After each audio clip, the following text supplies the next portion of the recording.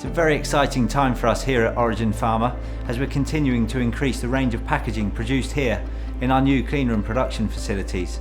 We have recently completed a multi-million-pound investment programme at our Centre of Excellence for Pharma Packaging, Design and Innovation.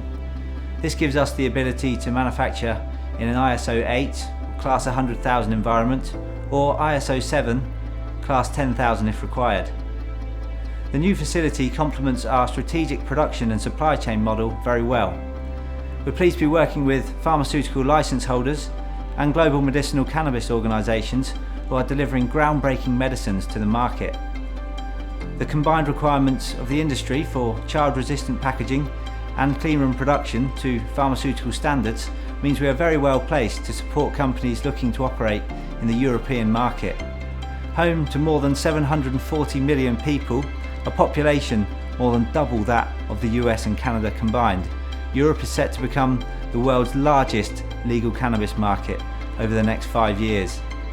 It's great to see companies in the UK and Europe pioneering in the research and development in the industry, and of course our partners in North America who are investing in the region as the regulatory landscape begins to change. We at Origin have the knowledge and expertise to take your next project from concept to completion.